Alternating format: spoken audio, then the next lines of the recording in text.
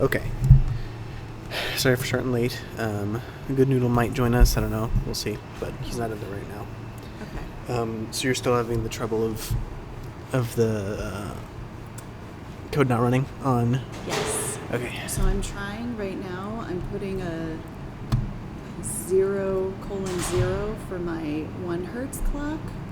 Just because you mentioned like if I had, it might create something. I don't know. So let's run this. Okay. Nope, still doesn't work. Okay. Nice. Okay. I'm almost wondering if I think I'm gonna delete everything out of this project folder I have. I don't know. Good Noodle. Yeah, I think I do need to just put this away. So it's just gotta Okay. be put away. Let's see. What's that? That's fine. Here we go. That's better. Okay. How do I want to do this? There we go. All right. Cool. Okay. Did you have any questions for me, Good Noodle? Were you guys working on the project? Not the project, but you guys' homework. That's The homework? The Oh, next okay. homework, yeah. Oh, let's see if, not to put you on the spot, Good Noodle, but did you do exercise 5, which is the test bench for the structural module yet? For homework 19, right? Yeah. No, I haven't gotten to that part yet, Okay. but I would assume we wouldn't need to use like a test vector, right? You don't have to use a test vector. I wouldn't say you need to go that far. It's a counter, so really you just need to supply it a clock and it'll do everything for you. Yeah. Yeah, I'm just having a heck of a time getting one of the internal signals to populate. So that's why I was wondering if I was curious if you had gotten it. But no worries if not. I was busy paying for my tests. Yeah, totally get it. What test were you studying in for? Oh no, I already finished it. Not CP, computer, no, math, there you go. Oh, are you in 432? No, math You're- 182, calculus 2. Calc 2. Oh, okay, yeah, that's okay. right. Yes. Because my friend just had his 432 test, so I thought it was the same. What level of math is that? 432 is, Complex analysis. yes. Oh, that sounds fun. Don't remember. No. Do you guys do any differential equations in that class? Because I know 431 has some. I don't know if you guys do any 432. Is there something called a PDE? Yeah, that's partial differential equations. Yes, we do that for Cauchy-Riemann. Oh, okay. We have that Cauchy-Riemann test. Okay. But I'm sure there was some others. Because 431 you learn ODEs, Yes. ordinary differential Ordinary, equations. yeah. And I wasn't sure if you guys went over partials in the second one or not. Yeah. I mean, it's definitely assumed you know it already Okay. at that point. Because that's what calc. Oh wait, no, that's differential equations. Yep. Yeah. Yeah. Sorry, I didn't take it in Nevada, so I get all my No, you're good. classes confused. Which ones?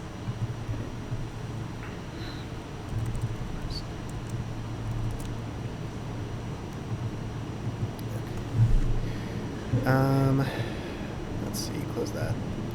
So, I guess while you guys are asking questions, I'm just going to be writing my own set of code for the binary encoded decimal counter and speed running it. So, Okay.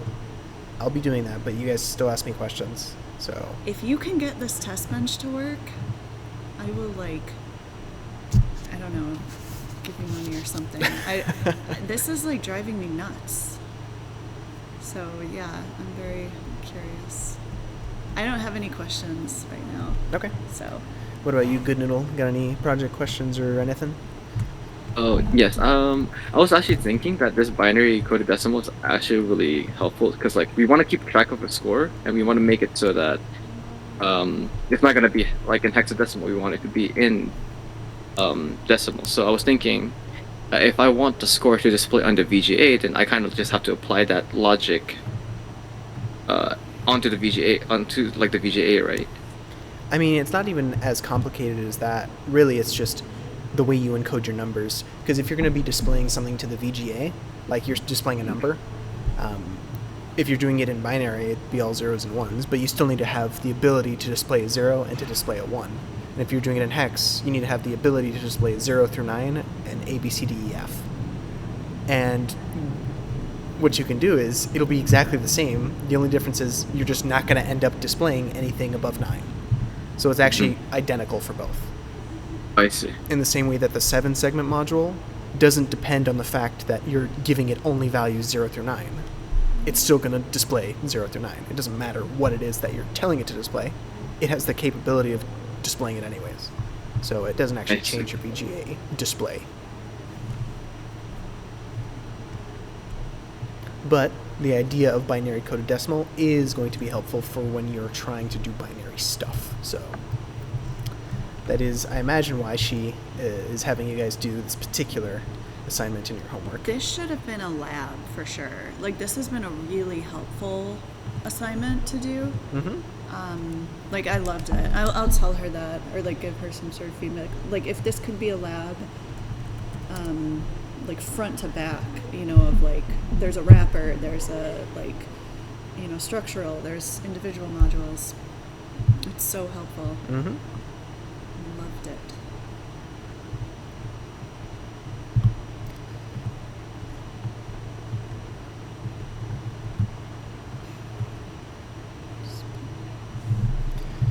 Oh, come on.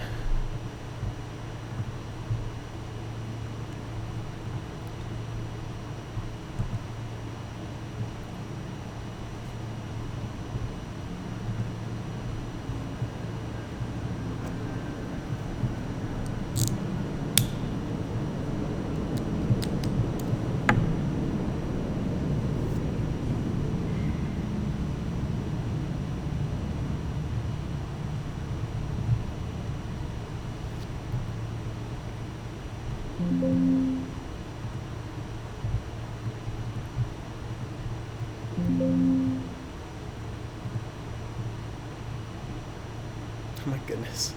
I can't even open a text editor. Okay. Well, this is going to go a little slower than I thought. If you guys have any questions, let me know. I'll just be here waiting for my computer to not die on me. Don't get this. Let's see. Let's do this. New folder. That'll work. New file.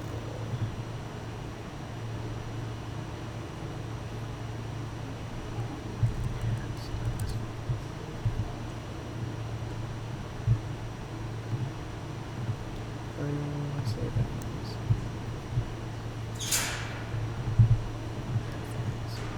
Save. Yes. There we go.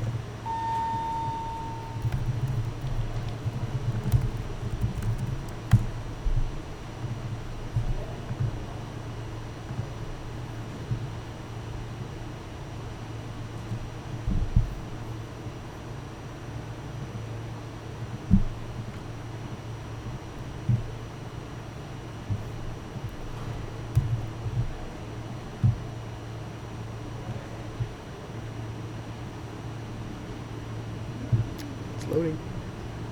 Yes. Okay.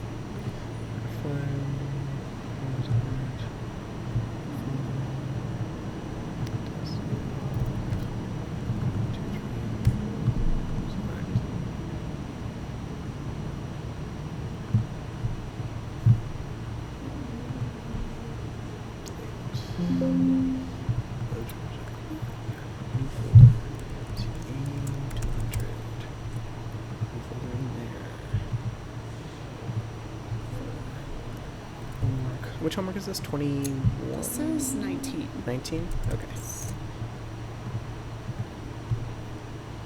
File. Let's do. And then, what's the top level module called? BCD. It's Count display or something?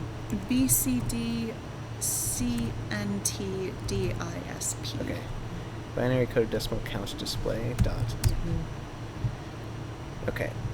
Just so you guys know, in general, when you're writing modules, typically each module is written in its own file. It's not incorrect to put multiple modules in one file. You'll see that sometimes, but often you have one module per file, and you name the name of the file is the same name as the module name. And then you just add all of the files into your project? Exactly, yeah. Oh, I see. Oh, that's interesting. You don't have to do it that way, but that's how it's commonly done. Okay. And do you include it through the scope resolution operator, or? You don't need to use that. As long as they're, so like in ModelSim, for example, as long as they're all present in the same directory, they all have access to one another and they know they're there. If it's in a different directory, then you have to mess with other stuff, but don't worry about that. Don't worry about that right now.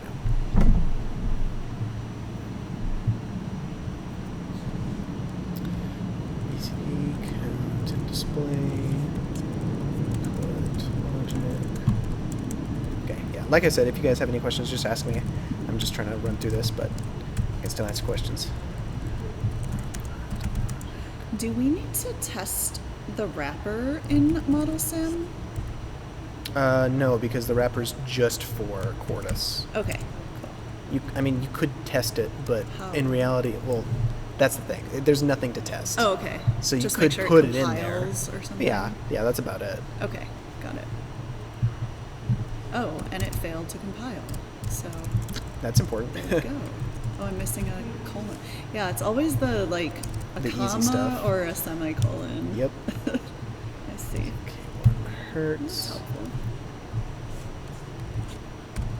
Okay, so you have my clock divider. The clock reset. What's the name of your guys' clock divider module? It's just clock 1 hertz? Yes, CLK1 capital HC. Okay. Slow.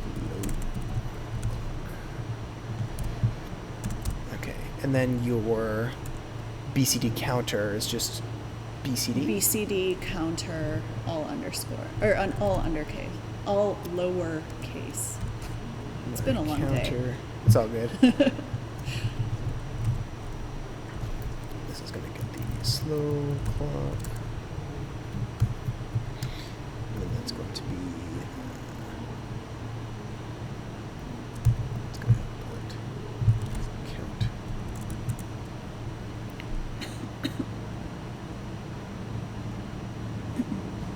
BCD count. Okay, cool. Looks like someone else came in. Did you have any questions for me? I actually did on exercise 5 on homework 19. Yep. I was trying to do the FSM and I came up with 3 states, but I'm not sure that's correct. Okay, yeah. I talked about this a little bit during the last office hours, but I haven't. Well, I just posted the video like a few hours ago, so I can go over it again. Basically, the idea is like this. So, why don't you describe to me what you got for your FSM? We can talk about how we would change it or alter it. Well, basically, the only thing I did was put the first FSM as, the state as reset. And then when S equals 1, I put it to another state that stops. And then when S is 1 again, I created another state. Okay. And then I put that state, when it was 1 again, I put it back to the state 2. So it repeats.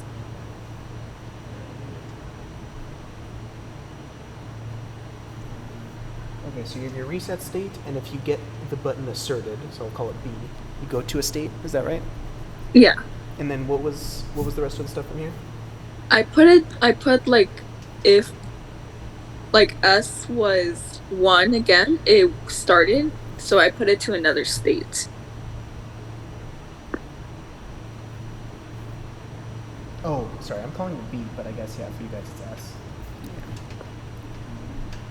I just called it B because it's coming from a button, but I think S is better.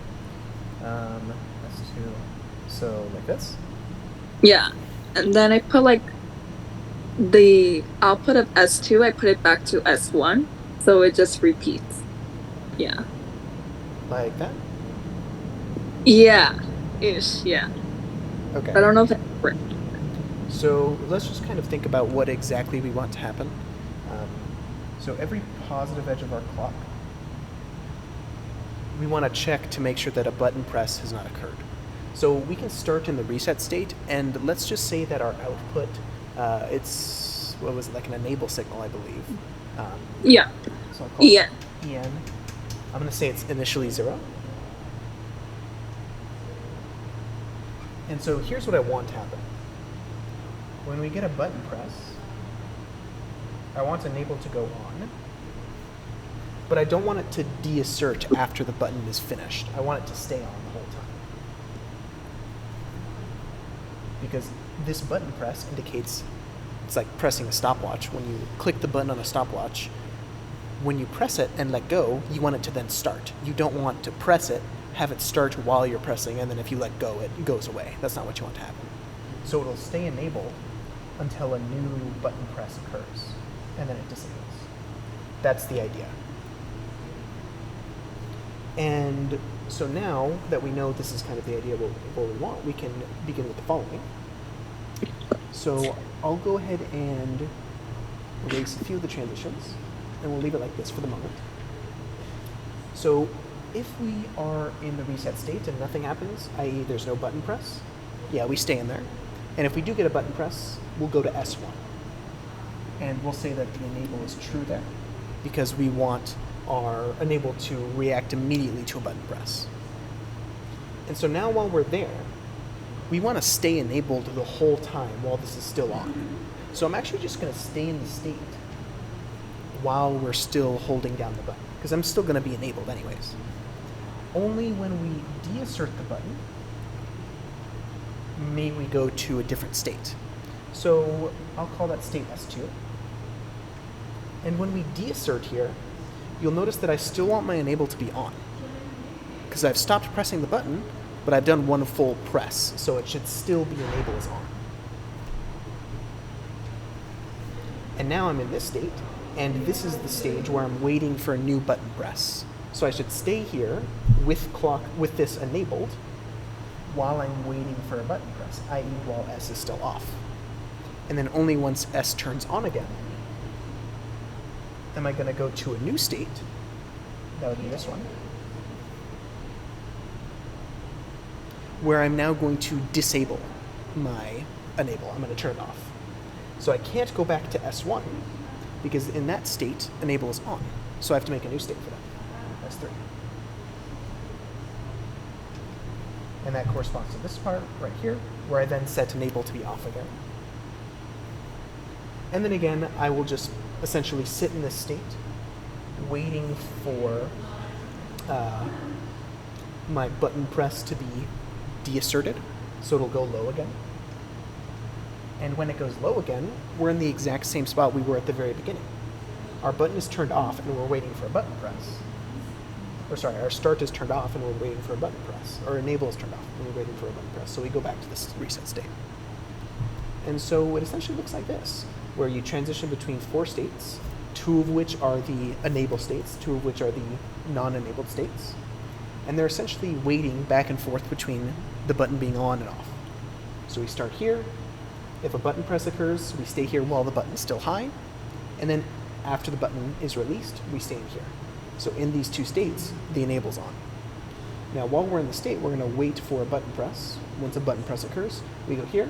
And once that button is then lifted, once the person stops pressing the button, it goes here. And in these both these states are enables off. And so that would be the idea you'd want for that FSM. Gotcha. Okay. That makes sense. Any questions on that? No, that was pretty straightforward. Okay. Mm. Just making sure. Alright. Reset. Count. Okay. Currently I'm running through getting the BCD count and all that test bench stuff. I'm like trying to write it up in Simit and ModelSim, just so you know. You can still ask me questions. I'm just going to be typing it up while no one's asking me anything.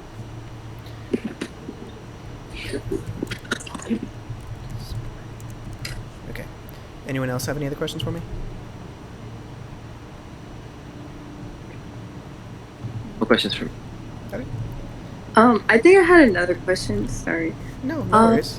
What's up? I think it was the clock part where it's like, hold on.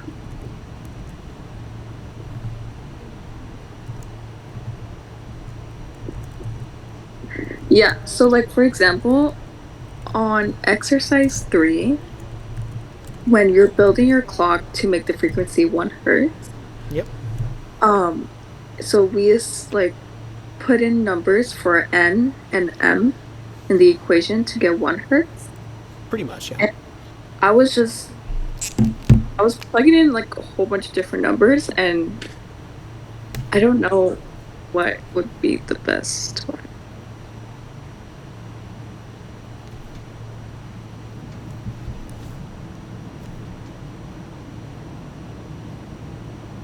So the basic idea here is that you need a baseline number for n. So, for example, the multiplier m, we know a few things about it. I'm going to write this in like kind of mathematical notation. We know that m is going to be a natural number, which is to say it's 1, 2, 3, 4, etc. It's a whole integer that's positive. So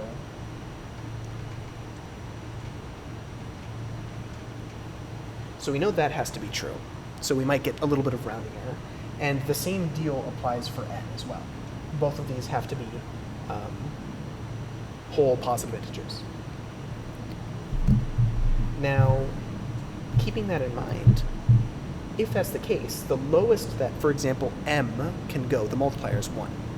So if you chose m as 1, and you were trying to get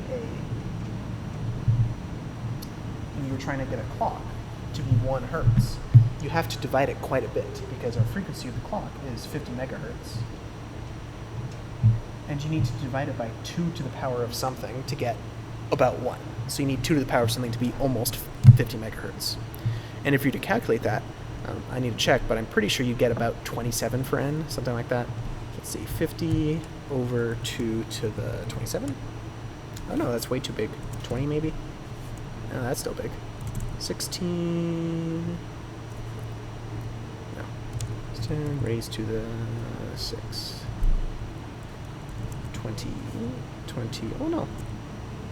No, it's about 26, 25-ish.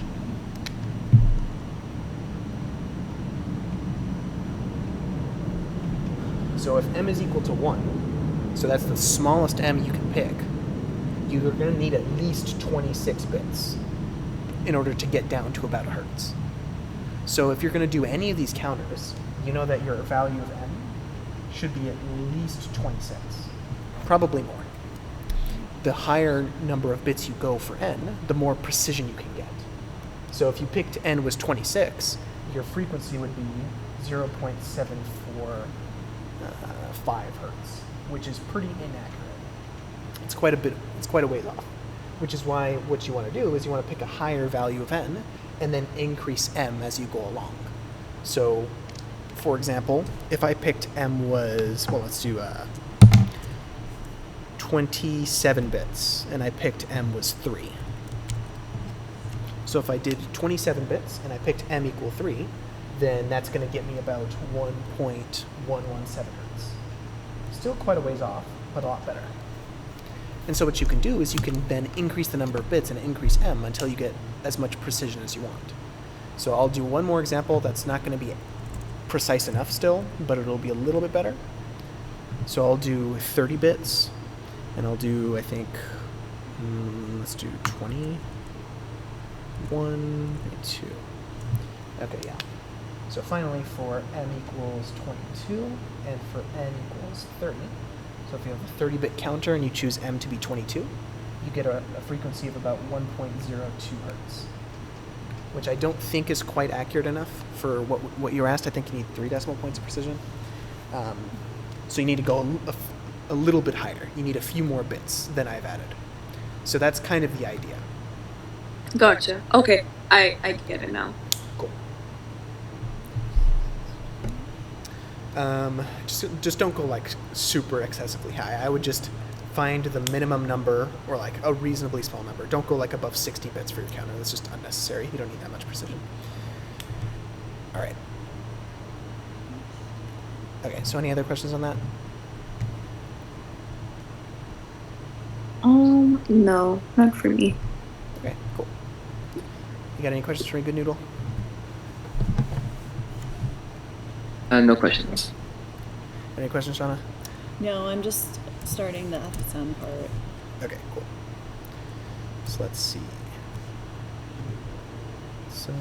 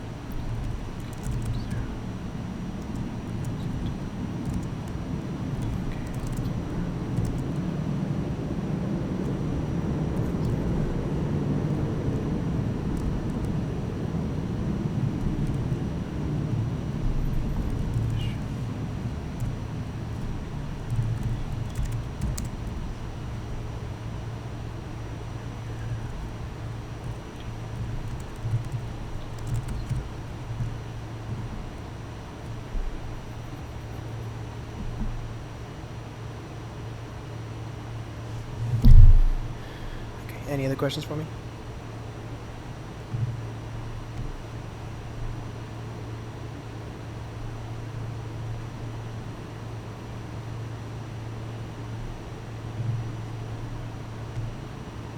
Okay. I guess not. Let's see. I guess I could ask a quick question, but I don't want to like derail you from No, you're good. PCB. So for parts, let's see. Part for exercise five, the whole FSM.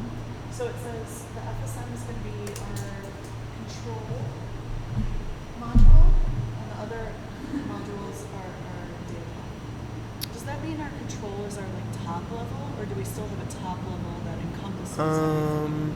So typically, you wouldn't have just the control unit be the top. You would have a top that encompasses okay. both. Okay, that was all I was wondering. Yep. I didn't know.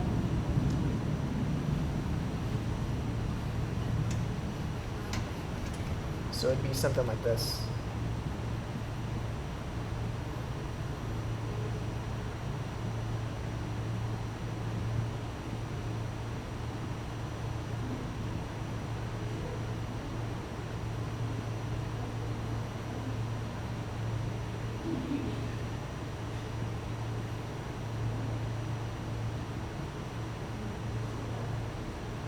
This is typically the hierarchy. You have a data path, which is in control of, or which handles computations, and then you have a control unit, which basically gives it instructions or tells it what to do, or supplies control signals.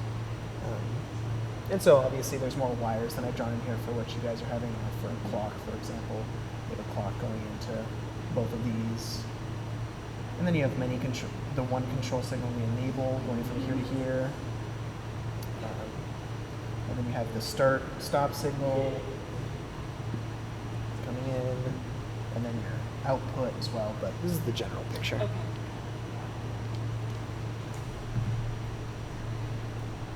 Pile. Let's see.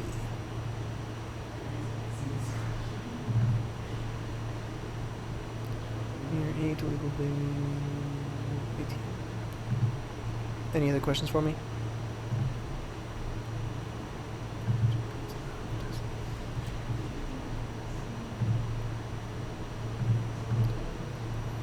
Yeah, I'm actually so sorry. Back to worries. the thing. So when you did M was 22 and N was 30, we got 1.02, but I got like 1.02 10 to the negative 6 power. I'm not sure if that's like in terms we should be looking in. Did you accidentally, instead of putting 50 megahertz, did you accidentally put 50? You gotta make Yeah, I sure. just put 50, but since megahertz is like 1,000, oh, is it 10 to the negative 6? Yeah, Okay. 10 to the 6 is megahertz. Okay. Thank you. I think you're thinking of microhertz, or micro for minus. Gotcha. Okay, thank you. Yep.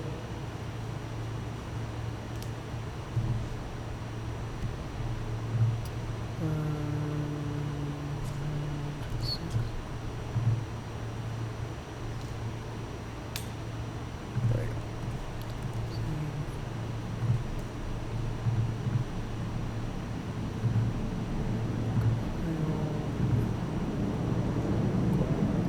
Simulate to start simulation.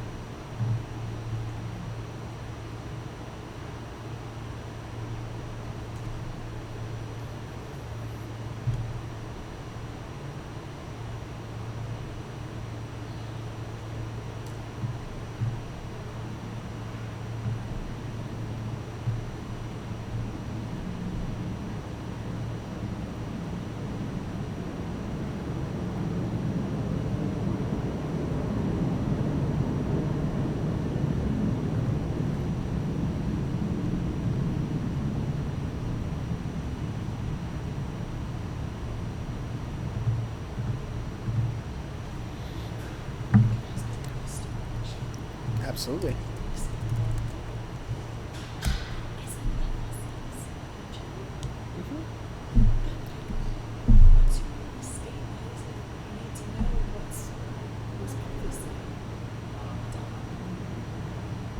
Once you're in a state? Well, in order to get into that state, you have to know what your previous one was.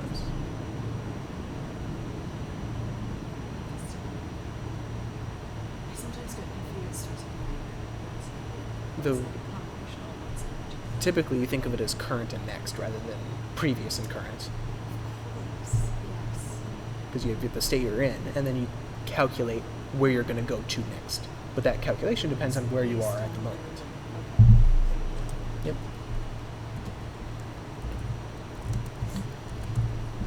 Let's see. I'm sorry, I am. Yep. Oh. I think she accidentally left the Discord. I don't know. Hopefully she comes back in soon. Let's see. Clock, reset. Let's reset SD count. 30 SD count.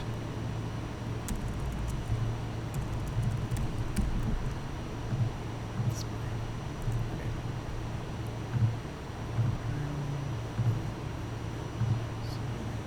Restart. Okay.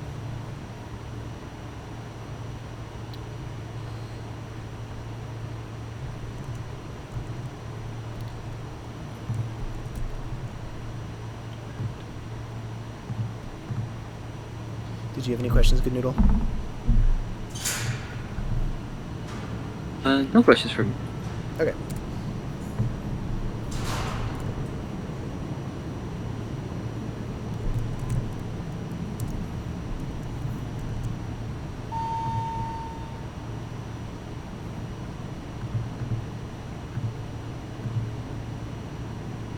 Hey, Shauna.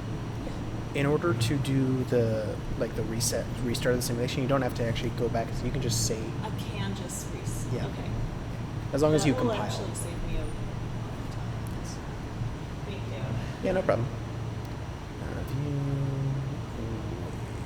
Form.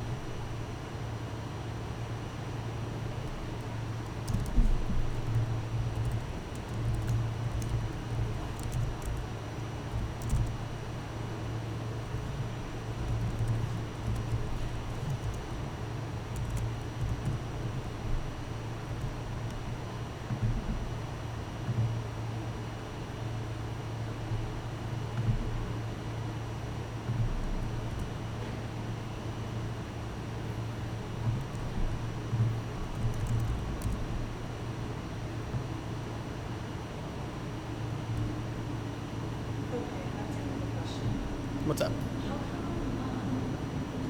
how do you know when to put, like, always FF pause edge clock and pause edge reset? Because, So you only want to put extra things in there if you want the flip-flop to asynchronously respond to those things. okay. Yeah. Oh, yes. Okay, perfect. Pause edge clock will just be synchronous, and then if I don't include reset in the sensitivity list, it will synchronously reset, but not immediately reset. Exactly, yes. Thank you.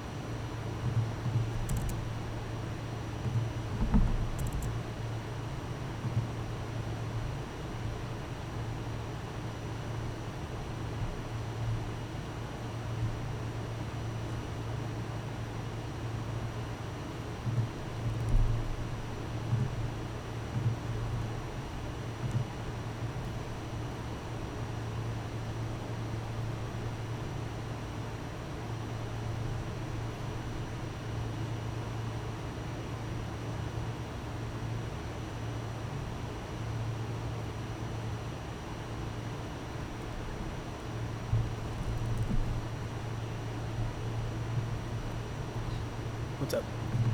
Can you quickly remind me what the precedence on ors and ands are? Is it just Ands like are first, like Ands are multiplication.